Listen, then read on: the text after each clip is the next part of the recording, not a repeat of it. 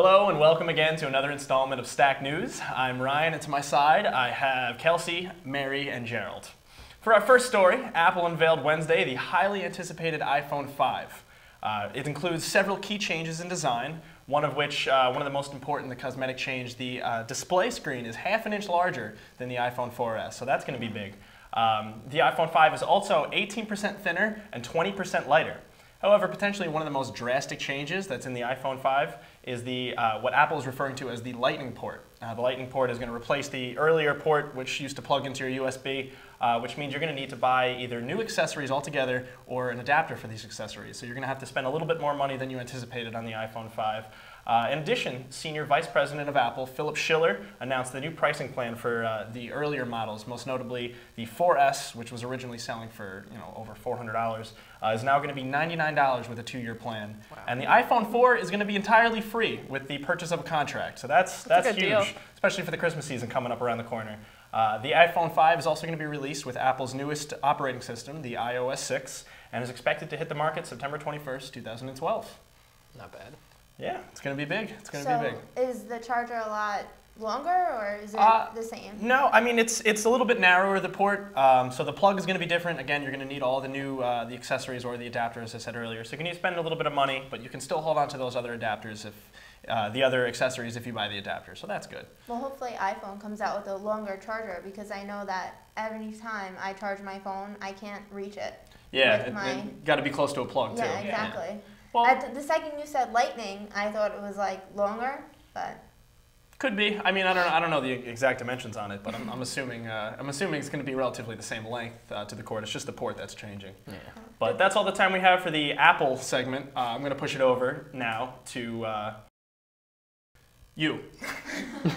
Thank you, Ryan. As everyone knows, the presidential election is right around the corner. Unemployment has become a central issue in the debate.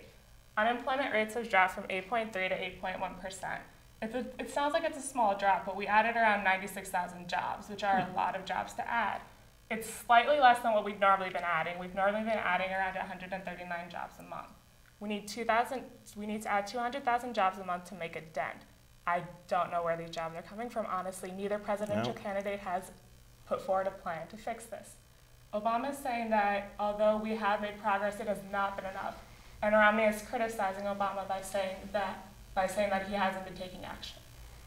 Kelsey, it kind of seems like both sides are arguing the same point, as if it's in their arsenal. They're arguing the same points. It's going around a circle, and no one's getting anywhere. Yeah, they're not coming up with a solution. They're just pointing fingers. Exactly. So, and that's not going to fix anything. Not at all. They're both saying we need more jobs. Okay, I agree with you. Okay, now who's going to do something about it? Yeah. And then just smile and wave, and then the problem goes away. We right? need jobs.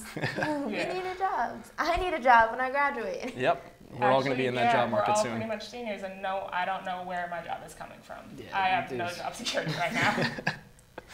It's okay. And next, Gerald is going to talk. Okay. In the months leading up to his death, Christopher Stevens, the U.S. ambassador to Libya, mentioned that his name was on an al-Qaeda hit list, and he was constantly worried about security risks and threats. Matthew Wilson, director of the U.S. National Counterterrorism Association, also mentioned that Ambassador Stevens and his security team were most likely not killed just by random protesters. Sources tracking militant Islamist groups in the region also said that a pro-Al-Qaeda group was the chief suspect of it all, and that it appears to have been the entire attack, including the protests, seems to have been planned. Oh, wow. Yeah.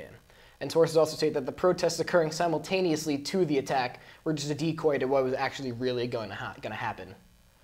They probably set it up to look like a random protester. It's like a huge decoy just to really just get in there and strike.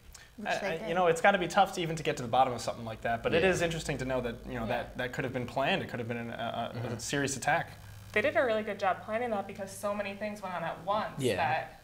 Right, everyone's looking in the wrong direction. Exactly. Yeah. And then also President Obama actually even sent over battleships to Libya in response to the attack. We're going to need some kind of military response for that. Like, not really to attack anything, but just like sent them there as a threat. As a protection, yeah. Mm-hmm. Like, I kind of like, I dare you to try something. I wish you would. All right, now we're going to push over our last story over to Mary. Well, a story that started tragically miraculously ended in a great way. 2 months ago, Brian Bull was on his way home from swimming camp, and a dump truck hit his car, his Camaro, and he was completely traumatized from it. His heart went from across his whole body. His pelvis was crushed. He was immediately put into a coma, and he's been in a coma for 2 months. Just 2 weeks ago, his mother went to the hospital, and luckily, his eyes started opening, he started moving his fingers, but the doctors told the mom that, I'm sorry, your son's never going to be able to walk again, he's probably never going to be able to talk again or pursue his swimming future that he always wanted. But that was only 2 weeks ago, and now he's talking, he's walking, and he's trying to pursue his future in swimming. Wow. That's a real inspiring story. Absolutely. It's got to be a long road of recovery for him, but you know what? The baby steps are what matters. Yeah, exactly. His Good organs were all crushed, so. Oof. His heart slid across his chest. It moved across his chest. I've never heard of that before. Because his body was crushed completely. That was he hit from the side or like head on? The dump truck hit him from the side. Okay, that makes a little more sense. It was in Sparkle too. So terrible. Yeah. Wow. Terrible.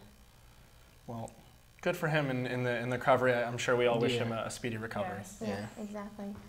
Well, to end this segment of STAC News, we hope you guys join us again. I'm Mary.